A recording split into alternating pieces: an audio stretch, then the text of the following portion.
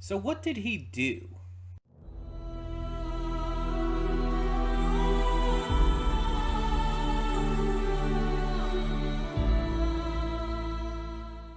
Hey everyone, welcome to Princess Gay. I'm your host Connie, and today we're here with my blind reaction to Zatoichi the Fugitive, our second movie of Zatoichi Week, and the fourth movie overall in the series.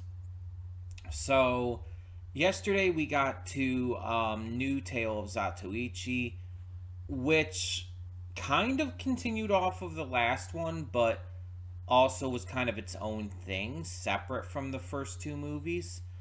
It had continuity from the first two, and excuse me, and with this one, we now follow, I assume, the events of the last one, where he killed his master and is pretty much just left depressed and lonely because he couldn't marry the woman he wanted to due to, his master being her brother. Lots of issues there, and it just leads to depression. So now we go into this movie, and I don't know what to expect. I don't know what's going to happen in this one. I don't know why he's a fugitive. Is it because he killed his master? Is like he going to be hunted because of that, or is there something else? I don't know. But the fact of the matter is that these films contain a lot of good character work, good story work, and I'm sure that whatever is the reason for him being a fugitive is going to be properly explained and well thought out. I guess we'll just have to see, though. I guess we'll just have. I can't speak. I guess we'll just have to see. But before we get this started, I do want to real quick remind you all that we have a lot of great content to check out on the channel. Between Monday and Friday, we have a plethora of awesome series reactions. And on Monday, we also do YouTube, or at least YouTube adjacent reactions, whether they be shorts, specials, miniseries that just don't have a lot of episodes, or even, surprise, surprise, YouTube videos. Basically, anything that doesn't quite fit into a normal series or movie reaction, it goes in this slot. And speaking of movie reactions, we normally have those every Saturday and Sunday. Mind you, obviously this week we're doing Zatoichi Week, where we're doing 5 movies between Monday and Friday. But normally they're on Saturday and Sunday, and I pre-record them during the week, uploading them on the weekend, so that every day has some sort of reaction content going on for it. We also currently have a couple of Let's Plays that we're doing. Every other day we're posting Horizon Forbidden West, and with every other day, I mean, like, you're seeing one today on Tuesday, but then there's going to be one on Thursday, and then Saturday, and so on and so forth. Every other day. And we are also doing Poppy Playtime on Saturdays. This is a Chapter 1 Let's Play, because that's all that's available on the PS5 currently. But I have, due to the amount of time it took me to complete it, I have been able to split it into multiple parts. It is also a donation reward Let's Play for Venom. So, if you want to know how to donate for a future PS5 Let's Play, go to the channel search, and all in one search, type in June Double Reward Month PS5, and it should take you to the correct video that will let you know everything you need to in regards to how to donate for a future PS5 Let's Play. So, all of that being said, though, let us get this going and see what this next movie in the Zatoichi series has in store for us.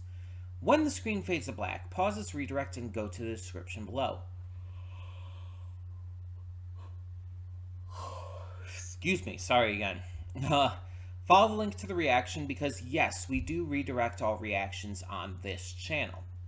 I understand that you wish the content was just right here on this video. You don't want to have to click all these extra links. But you know how YouTube's copyright system is. It's absolutely broken. It's shit. So because of that, just to keep safe, to avoid any possible channel strikes, channel terminations even, which I've dealt with both of those in the past, don't want to deal with again, I push all reactions off to another site. It just keeps things safe and keeps me from possibly getting, in trouble with the stupid YouTube algorithms or whatever.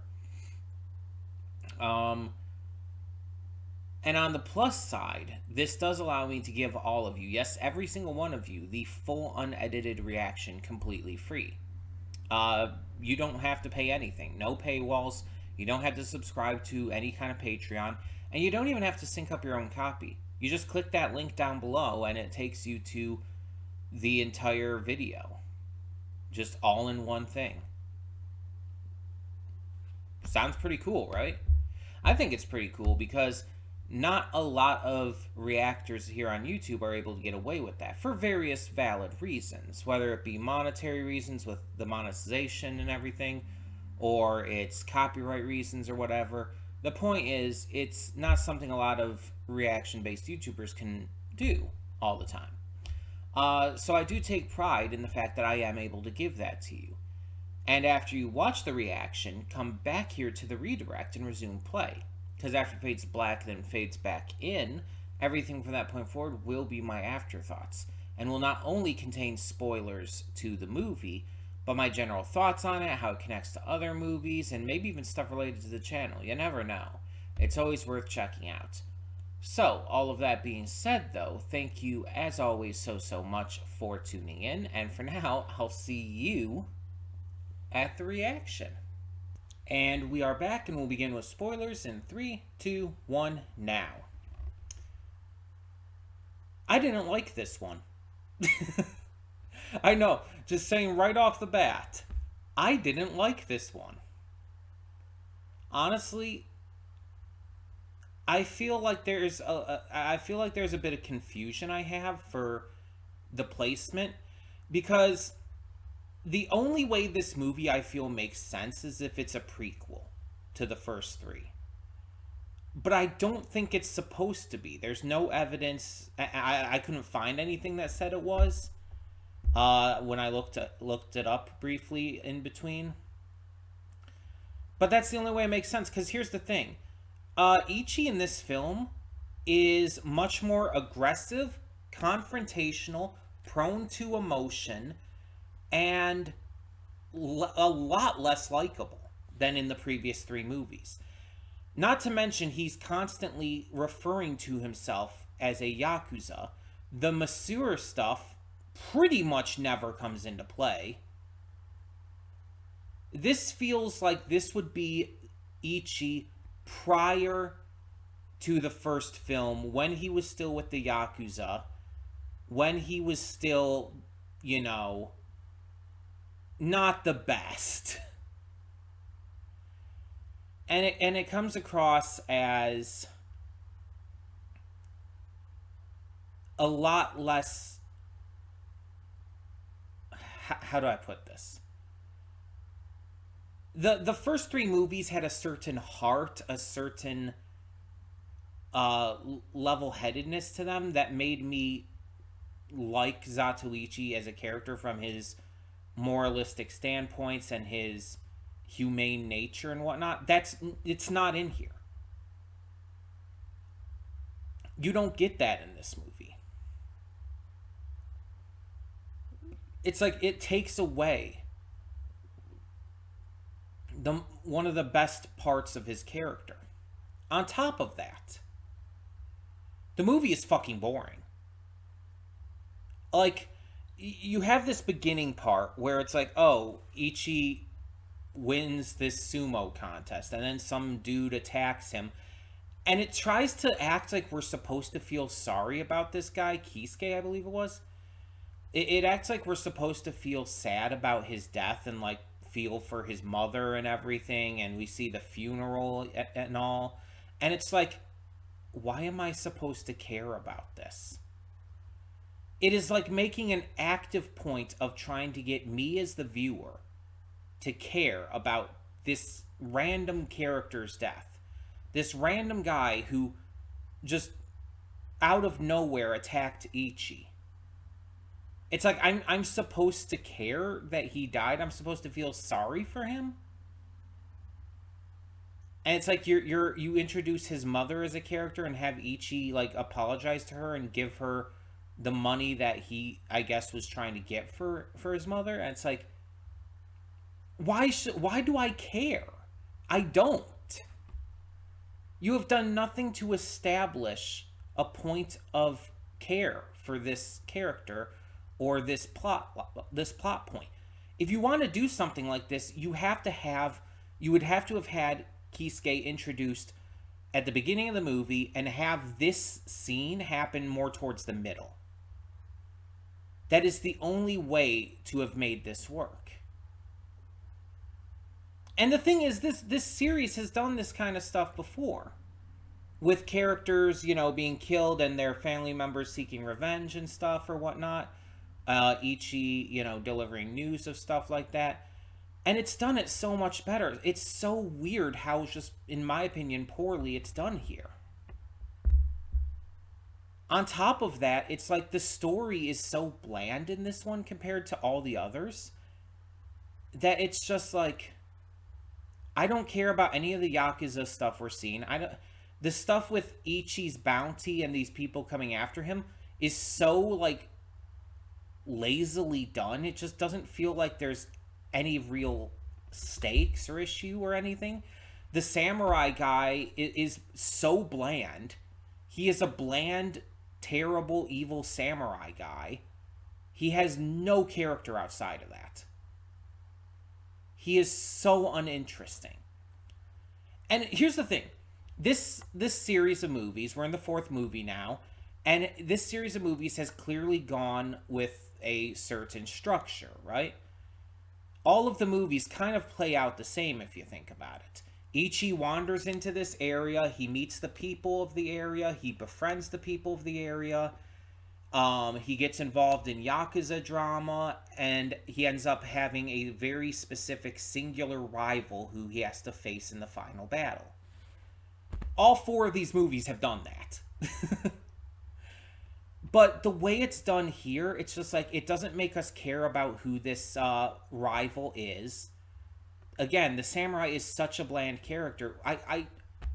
He has nothing else to his character besides being a piece of shit evil samurai enemy. He's so fucking bland. And you compare that to the rivals from the other ones, like the very last movie had Ichi's master, who only turned against him because he was worried about his household being disrespected by the idea of Ichi marrying his sister and all. And mind you, he was still, a piece of shit and all, but he at least had depth to him. And then you had the guy from the first movie, you had Ichi's brother in the second one. It's like, every rival character has been so drastically better than this one.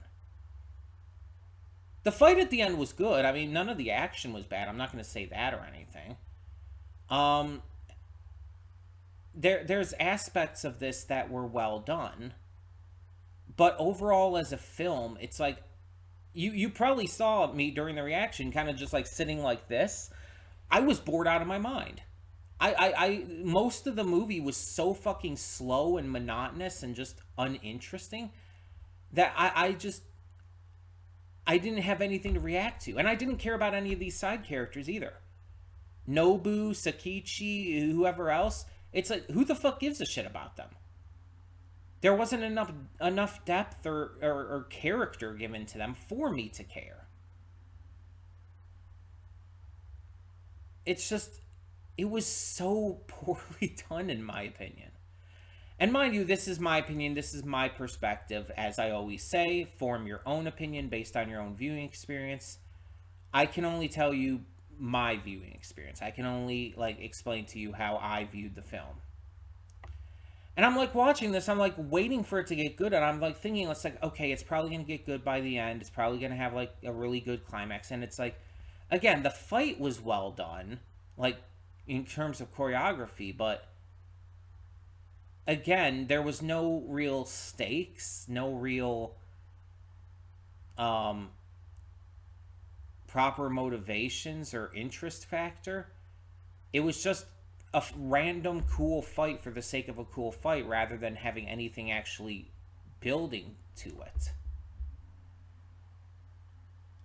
And again, it would make it a lot better if this was a prequel to the other three and Ichi was supposed to be this, unlikable comparatively.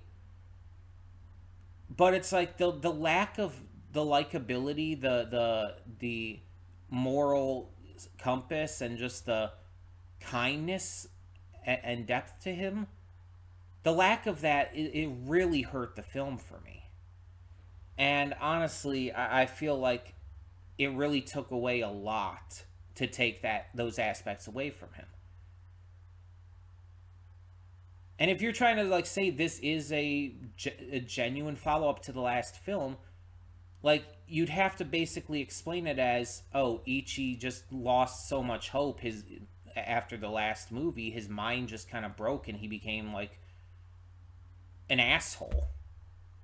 But that's not satisfying at all. That's an entirely unsatisfying, like poorly handled reason to just make him an asshole suddenly. And it's not, and if you explained it in the film, that would be at least something. But there's no reason for it. It's never even explained or touched on. He's just a fucking asshole. I mean, he's not as bad as the samurai or a lot of the other antagonists in these films, but he's not the good, kind, moral masseuse that we've come to love. It really threw me off big time, and it's just, I'm just so disappointed by this one. Like I could tell you if this was the first Zatoichi film I saw, I probably would not have continued with the series. Because it's not even just that, oh, compared to other Zatoichi films it's not as good. No, I didn't like this as a movie. I didn't think this was a good film just on its own. Not even just compared to other Zatoichi films. I'm just very disappointed at this one. I am extremely disappointed with this one.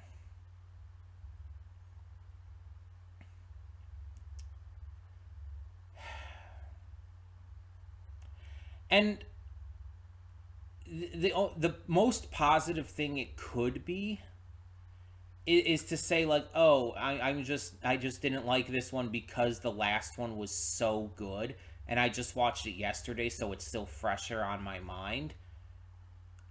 But it's like, again, it's not even comparing it. It's just, it's not well made. It's not even just comparing it to other Zatoichi films. Though comparatively, it is bad as well. It's just, I don't think it's a well made film.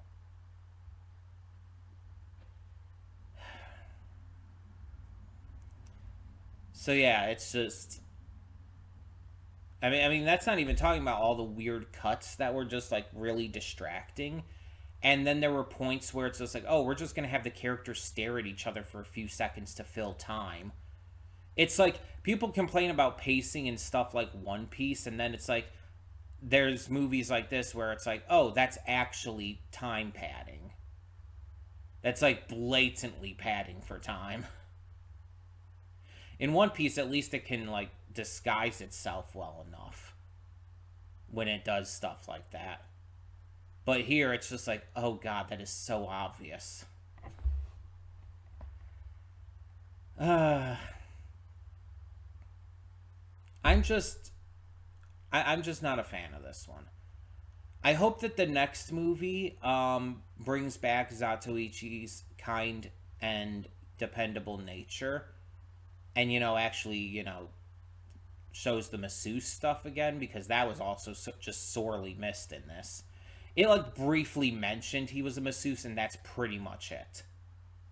It never actually showed him doing any masseuse stuff. The next movie is Zatoichi on the Road, which doesn't give me much information. It just means he's, I guess, going to be traveling. Doesn't say much.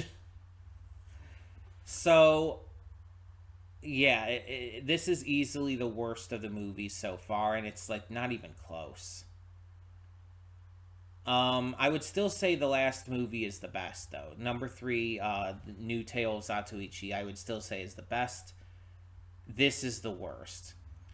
I hope I hope they get better again. I hope things like improve after this. It's just, I know there's gonna be some stinkers. There's like almost 30 of these movies, right? There's gonna be some stinkers in there. That's just going to happen. But it was so jarringly bad. It kind of caught me off guard. We'll see how it continues to go, though. But before we close this out, I do want to remind you all real quick that we have a lot of great content to check out on the channel. Between Monday and Friday, we have a plethora of awesome series reactions. And on Monday specifically, we also do YouTube, or at least YouTube adjacent reactions. Anything that doesn't quite fit into a normal series or movie reaction goes into this slot.